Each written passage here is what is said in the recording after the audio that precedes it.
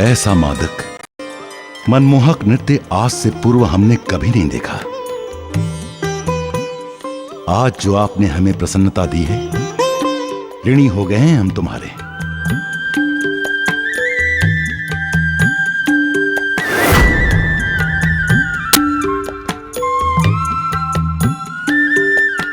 मांगो आज, क्या इच्छा है तुम्हारी? महाराज केसरी प्रदान करने से पीछे नहीं हटता। आपने तो मुझे मेरे मांगने से पहले ही सब कुछ दे दिया है। क्या दे दिया है हमने?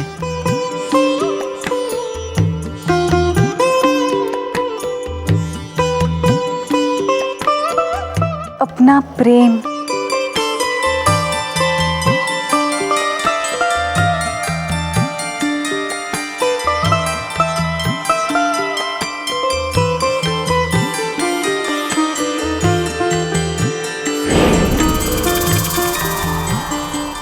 अपना अनमोल प्रेम दिया है आपने हमें।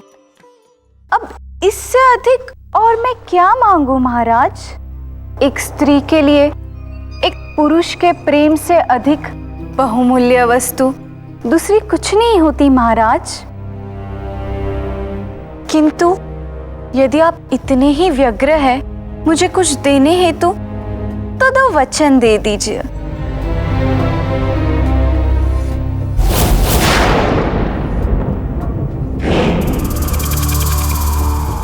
क्या वचन दूं मैं तुम्हें? अभी केवल दो वचन देने का वचन, जिसे मैं कभी भी सही समय आने पर मांग सकूं।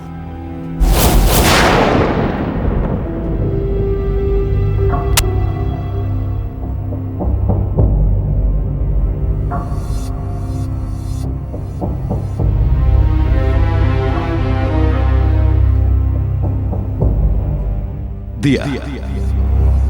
मैं बृहस्पति पुत्र महाराज केसरी तुम्हें तुम्हारी इच्छा के अनुसार दो वचन देने का वचन देता हूं। मैं बृहस्पति पुत्र महाराज केसरी तुम्हें तुम्हारी इच्छा के अनुसार दो वचन देने का वचन देता हूं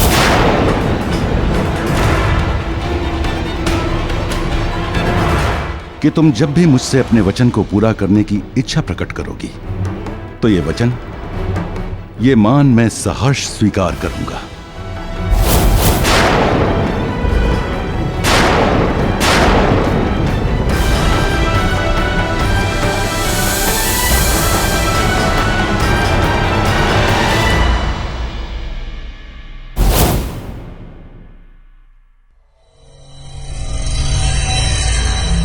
केसरी, आज तुमने केवल वचन नहीं दिया, अपितु तुमने अपना जीवन बंधक रख दिया है मेरे पास, अर्थात इस राहु के पास। हाँ, उस राहु के पास जो तेरे पुत्र का शत्रु है, शत्रु।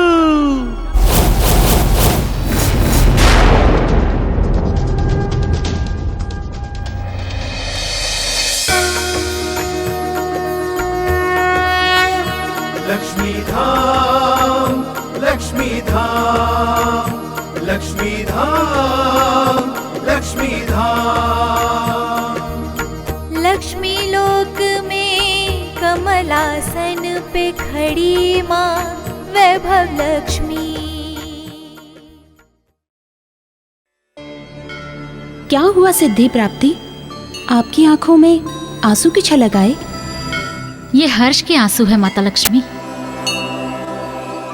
कल्पना को सत्य के धरातल पर जीवंत होते देखने की खुशी के आंसू हैं। मैं कुछ समझी नहीं।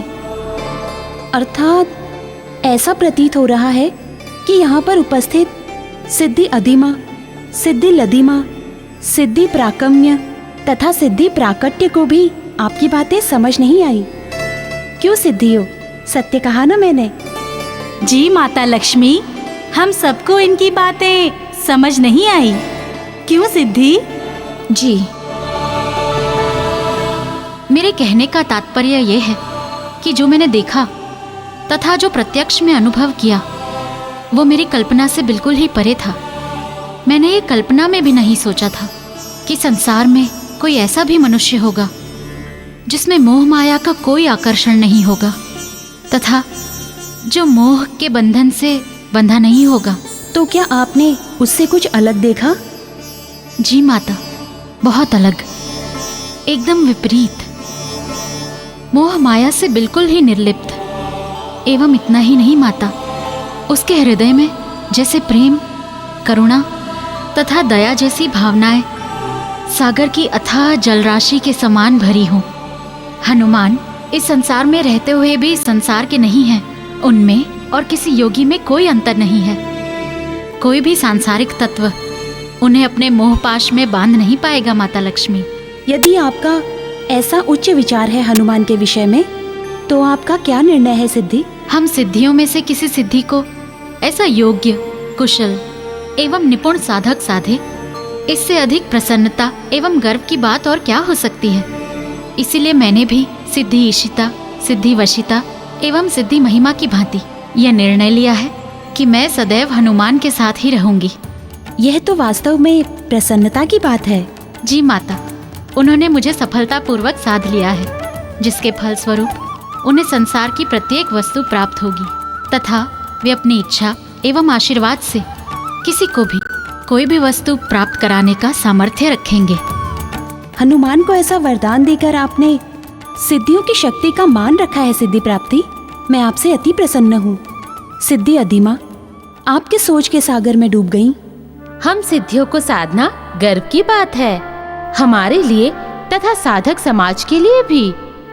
किंतु माता, हनुमान इतने निपुण, योग्य एवं कुशल होने के बाद भी मुझे एक संदेह है। कैसा संदेह?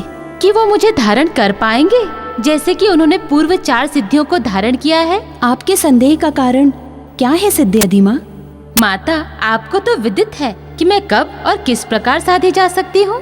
अर्थात आप ये कहना चाहती हैं कि हनुमान जीवन को धारण किए हुए है और धारण स्थिति में वह आपको सिद्ध नहीं कर सकता। जी माता, बिल्कुल सही। तथा सिद्धि अधिमा की यही विशेषता है। व्यक्ति जिस जीवन में जी रहा है उसमें जीते हुए वो मुझे कदापि साध नहीं सकता। तो माता आप ही बताइए, वो मुझे कैसे साध सकता है? कुछ प्रश्नों के उत्तर काल पर ही छोड़ देने चाहिए सिद्धि अधिमा। जैसी आपकी आज्ञा माता। अतः मुझे हनुमान की परीक्षा लेने हेतु आज्ञा दीजिए। आज्ञा है।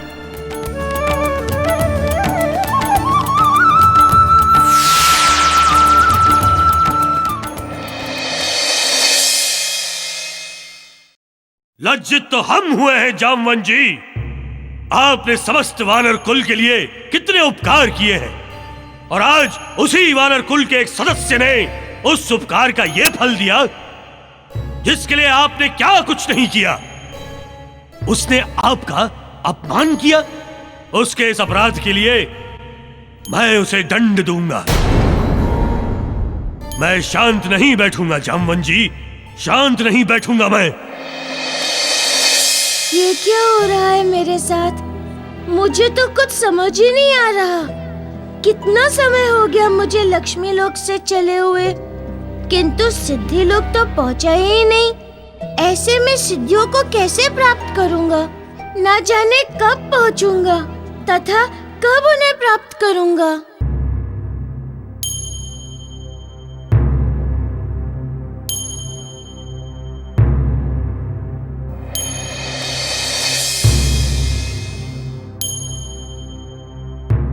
अंजना, मैं तुम्हारे दुख को समझ सकता हूं। तुम निश्चिंत रहो, मैं अभी जीवित हूं, सब ठीक हो जाए।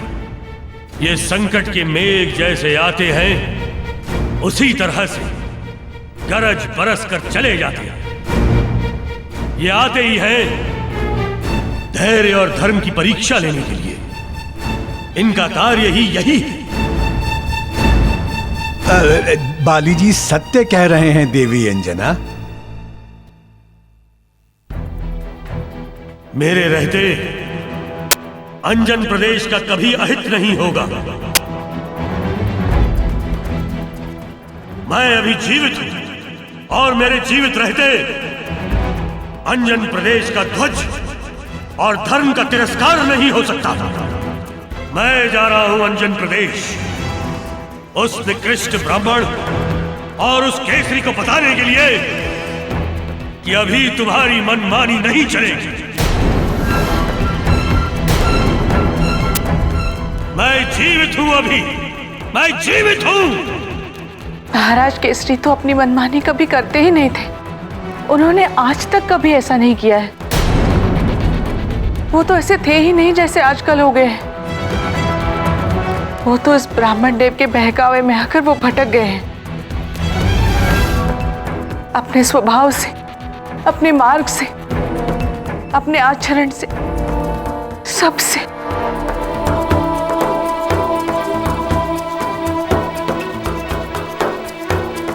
अपने भटके हुए मित्र को सही रास्ते पर लाना ही तो मित्रता होती है।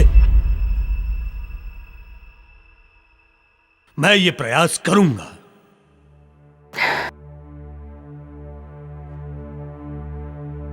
एक विनती है आपसे,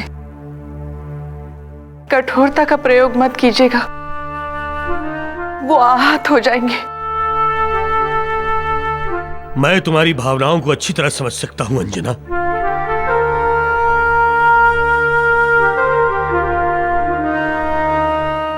मैं केसरी का अहित नहीं करूंगा, तुम निश्चिंत रहो। मैं कठोर व्यवहार कदापि नहीं करूंगा, मैं अहित नहीं करूंगा उसका। यदि तुम्हारा वो पति है तो हमारा भी मित्र है वो। मैं जानता हूं समस्त वानर जाति में केसरी सहृदय है, वो सच्चा है। और यदि वो ऐसा ना होता तो मारुति तुम्हारे घर में कभी जन्म नहीं लेता।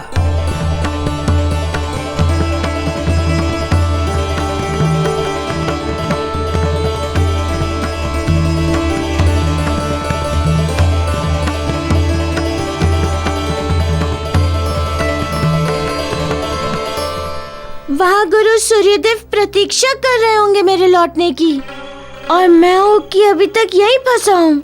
सिद्धि लोग भी नहीं पहुँचा।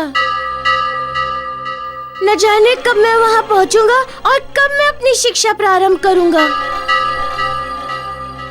कहीं मैं भटक तो नहीं गया हूँ ना? हे रुद्रावतार, आपको आपकी राह से कौन भटका सकता है? आप अपने कार्य के आरंभ को लेकर व्यर्थ ही चिंतित हो रहे हैं। अरे आपने तो अपना कार्य प्रारंभ भी कर दिया है तथा 4 सिद्धियों को सिद्ध भी कर लिया है। हाँ देवों, देखिए,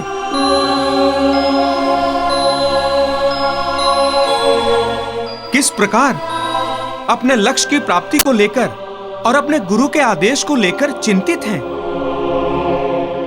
क्या आप सबको यह प्रतीत नहीं होता कि हमें जाकर उन्हें सत्य बता देना चाहिए? अरे ये क्या बात हुई? अगर सिद्धियों को परीक्षा लेनी है तो स्पष्ट रूप से सामने आकर लें। इस प्रकार छुप छुपाकर और प्रत्यक्ष रूप से परीक्षा लेने का क्या मतलब है? व्यर्थ रूप से मेरे प्रभु को उलझन की भंवर में बांध रही हैं ये सिद्धियां। मैं अपने प्रभु को सत्य बताकर रहूंगा। रुक जाइए देवर्षि, कहीं आपके इस कार्य से माता लक्ष्मी कुपित ना हो जाए। और फिर आपको तो ज्ञात ही है कि सिद्धियों की परीक्षा इसी प्रकार होती है। और फिर सर्वोपरि यह है कि यह प्रभु की शिक्षा का समय है। यदि आपके हस्तक्षेप से इसमें किसी भी प्रकार का व्यवधान उत्पन्न हो गया तो उसके दोषी आप होंगे, केवल आप देवर्षि। आपका कथन सत्य और उचित है देवराजेंद्र, किंतु मैं अपने प्रभु की सहायता हेतु कुछ न कुछ अवश्य करूंगा।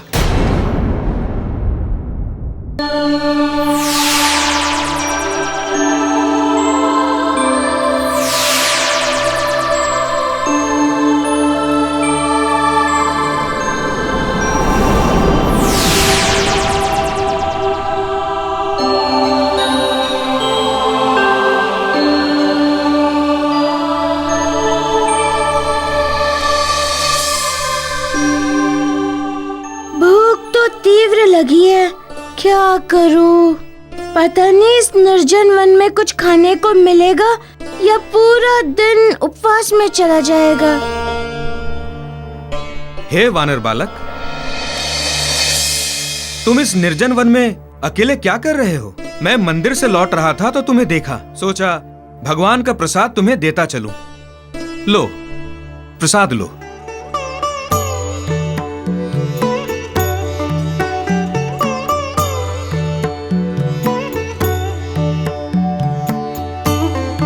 आपका बहुत बहुत धन्यवाद साधुदेव। प्रभु, धन्यवाद तो आपको मुझे देना चाहिए, जो आपने अपनी सेवा का मुझे अवसर दिया। धन्य तो मैं हो गया आपकी सेवा करके प्रभु। किंतु वानर बालक, तुम इस निर्जन वन में अकेले क्या कर रहे हो? हे साधुदेव, मैं तो जा रहा हूँ सिद्धि लोक, किंतु मार्ग भटक गया हूँ। कब पहुँचूंगा, कैसे पहुँचूंगा, कुछ समझ नहीं आ रहा मुझे। हे वानर बालक, तुम सिद्धि लोक में ही तो हो। ये संसार ही सिद्धि लोक है। तुम जहाँ से सोच लो वहाँ से सिद्धि लोक प्रारंभ हो जाता है।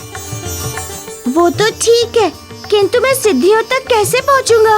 उन तक पहुँचने का मार्ग क्या है? कौन सा है ये तो बताइए। वहाँ तक पहुँचने का मार्ग तुम्हारे मन में ही है। आप समझे नहीं मेरे पूछने का अर्थ। मेरे पूछने का अर्थ ये है कि मैं उन तक पहुँचने तो करूँ क्या? अपनी आत्मा की वाणी सुनो, उसी का अनुसरण करो। वो तुम्हें जिस दिशा में लेकर जाए उस दिशा में जाओ, तुम सिद्धि लोक अवश्य पहुंच जाओगे। अपनी आत्मा की वाणी सुनो, उसी का अनुसरण करो। वो तुम्हें जिस दिशा में लेकर जाए उस दिशा में जाओ, तुम सिद्धि लोक अवश्य पहुंच जाओगे।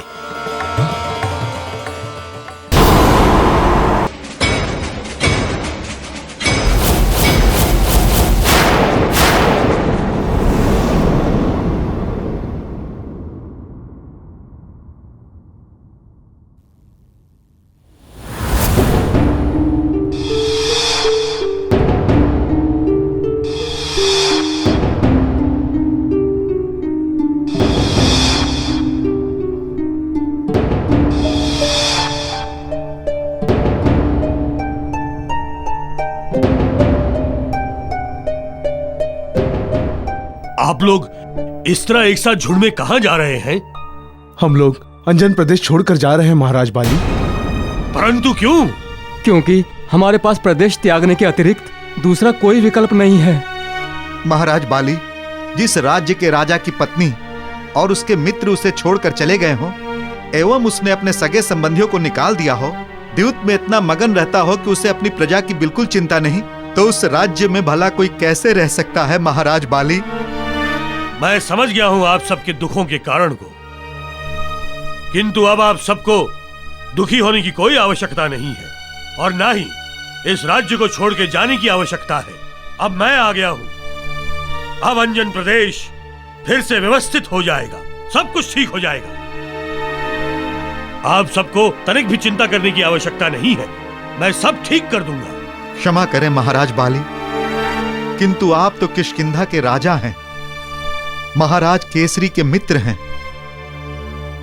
इस नाते आप यहाँ के अतिथि हुए ना? हाँ महाराज, महाराज केसरी भी आपकी बात नहीं मानेंगे। हम प्रार्थना करते हैं कि आप हमें क्षमा करें तथा हमें जाने दें। प्रणाम।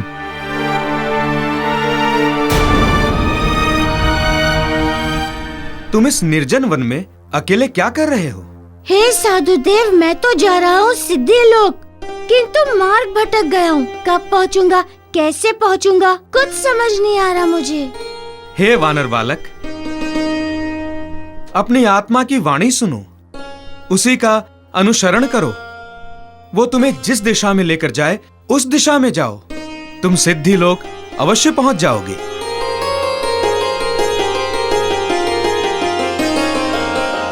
मार्ग बताने के लिए आपका पुनः धन्यवाद साधुदेव।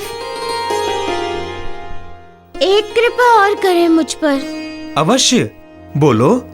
मुझे प्यास लगी है, इधर कहीं आसपास कोई जलाशय अथवा नदी है क्या? हाँ है, उस ओर एक नदी है, थोड़ी दूर जाओगे तो मिल जाएगी। धन्यवाद साधुदेव, मार्ग बताने के लिए बहुत बहुत धन्यवाद।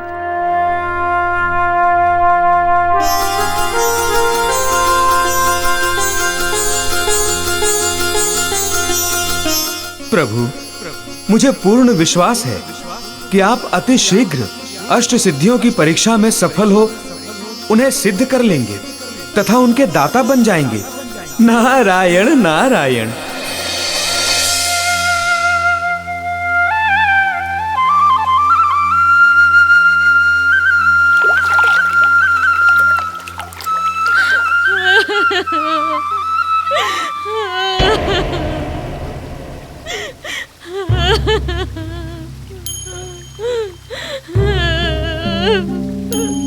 अरे कौन रो रहा है? पूर्व की भांति यहाँ भी कोई विपदा की मारी है।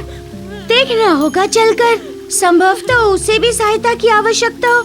चलो मारुति चलो, अपने लक्ष्य की प्राप्ति हेतु मानव धर्म का बलिदान तो नहीं कर सकता ना।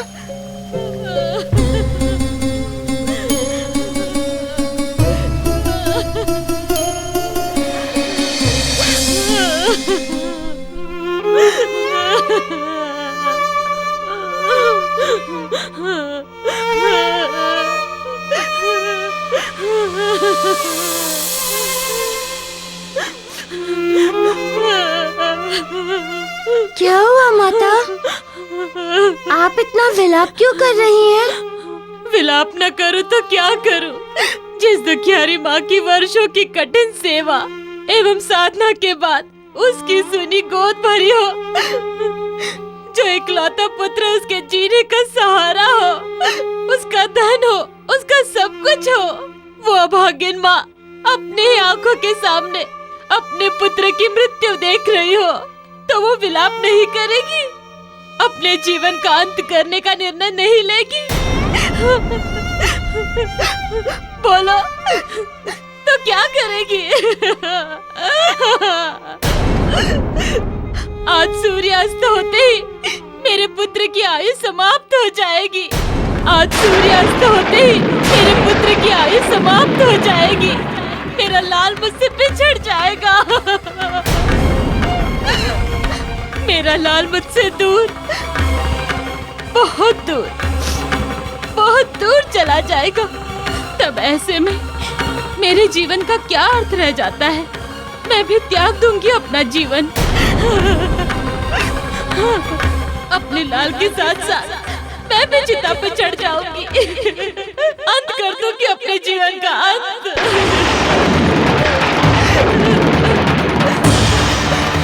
हाँ लाल, तुम्हारे बिना मेरा कौन सहारा है? किसके सहारे जीऊंगी मैं? किसके सहारे?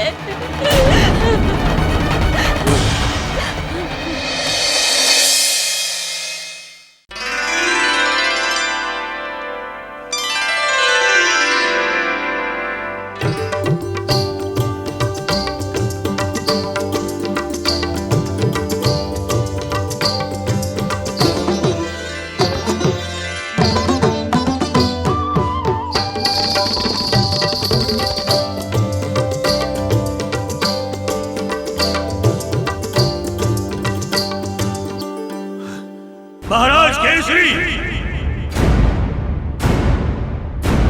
महाराज केसरी, महाराज केसरी।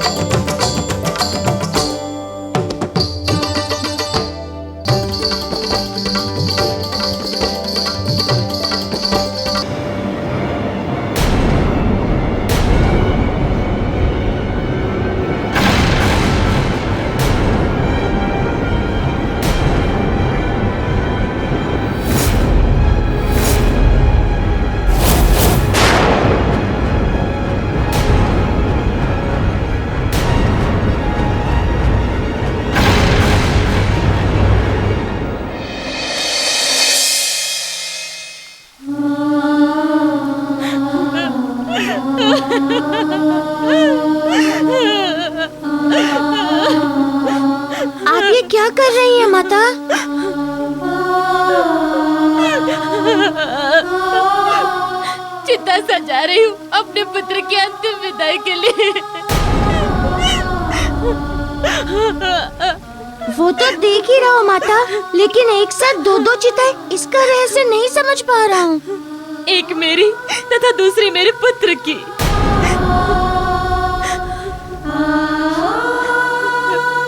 किंतु आप दोनों तो अभी जीवित हैं। हाँ, मेरा पुत्र अभी जीवित है, किंतु सूर्यास्त होते ही वो मृत्यु को प्राप्त हो जाएगा।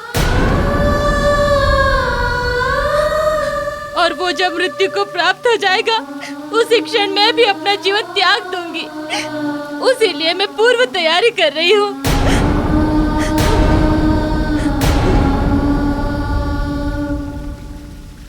किंतु भविष्य में क्या होगा वो कौन जानता है?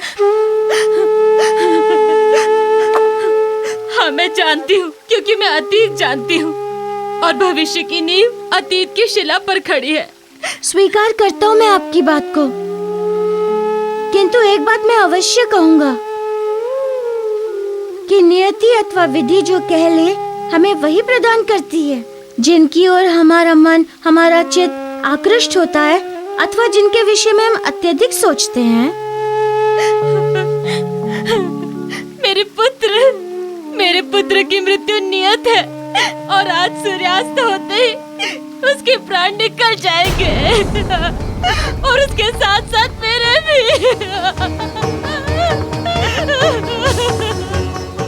सच में कहीं ऐसा हो गया तब तो भारी अनर्थ हो जाएगा। पुत्र मोहवश यदि ये माता अपना जीवन जानबूझकर त्यागे तो ये तो विधि के नियमों के विपरीत होगा। अनुचित करेंगी ये, मुझे कुछ करना होगा।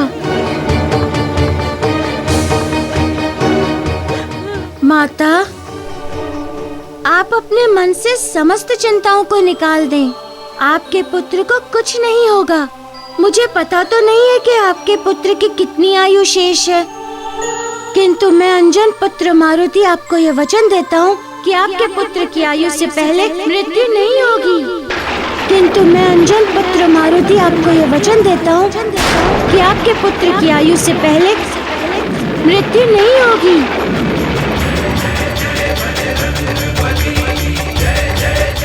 तथा ये सूर्यास्त के बाद भी जीवित रहेगा।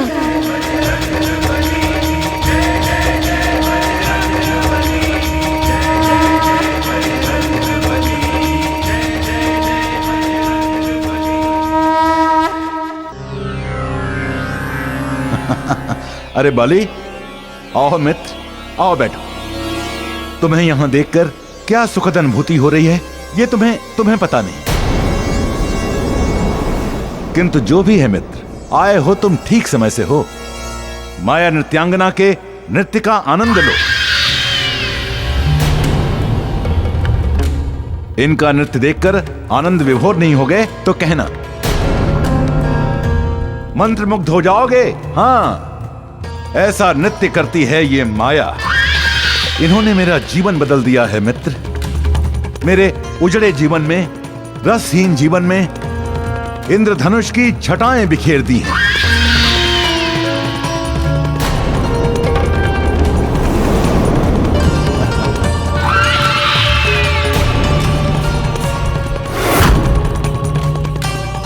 केसरी, मेरे साथ आओ। हमें तुमसे कुछ बात करनी है। बात बाद में कर सकते हैं। कुछ समय पश्चात नहीं केसरी, अभी इसी क्षण मुझे तुमसे बात करनी है। तुम बड़े हठी हो बाली। चलो देवी, तब तक तुम विश्राम करो, थक गई होगी। हम अपने मित्र से बात करके शीघ्र ही आते हैं।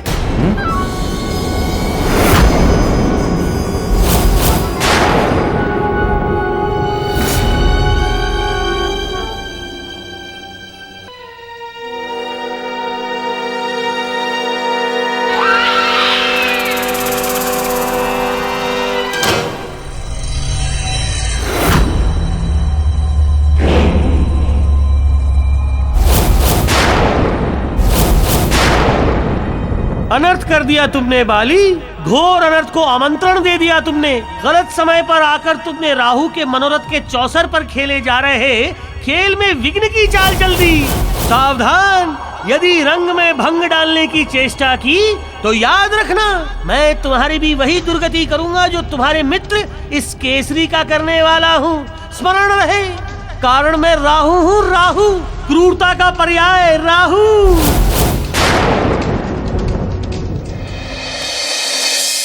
ये तुमने क्या किया पुत्र? प्राण,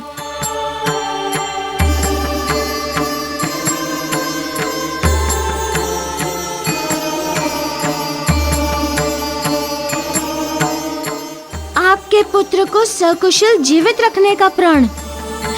जो संभव नहीं है उसके लिए प्रण नहीं लिया जाता है।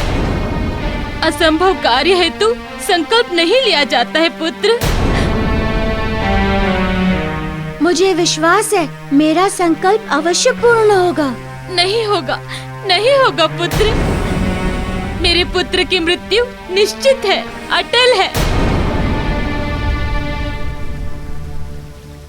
माता, इन बातों का परिणाम समय पर छोड़ दीजिए।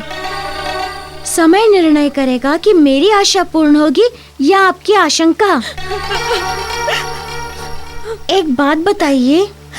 पूछो। आपके पुत्र को क्या हुआ है? देखने से तो स्वस्थ दिख रहा है, तो ऐसी क्या व्याधि है जिसे कोई वैद्य ठीक नहीं कर सकता है? मारुति, वैद्य व्यक्ति की व्याधि का उपचार कर सकता है, ना कि व्यक्ति की आयु का उपचार अथवा आयु की वृद्धि।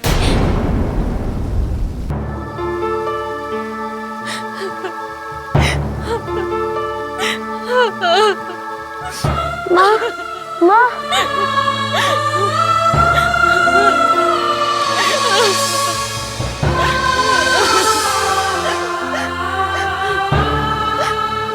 माँ, मुझे अभी मृत्यु आने वाली है। आई नहीं है, अब तक मैं जीवित हूँ, तुम्हारे पास हूँ। हाँ पुत्र, हाँ। माँ, मैं जानता हूँ कि आज मेरी आयु समाप्त हो जाएगी, पर फिर भी मैं बहुत प्रसन्न हूँ। तुम्हें मालूम है क्यों? नहीं पुत्र, नहीं। वो इसलिए क्योंकि मैं तुम्हारा पुत्र हूँ। तुमने इतना श्रेय दिया है मुझे कि मेरा मन तृप्त हो गया है। पुनः जन्म लेने की अब इच्छा ही नहीं रह गई है। किसी की दोबारा संतान बन धरती पे आने की आकांक्षा समाप्त हो गई है माँ। ऐसी अनुभूति हो रही है कि जैसे मैंने तुमसे जन्म जन्मांतर का स्नेह अपने हृदय में बटो लिया है। यदि किसी की माँ हो तो तुम जैसी हो माँ। मेरा पुत्र।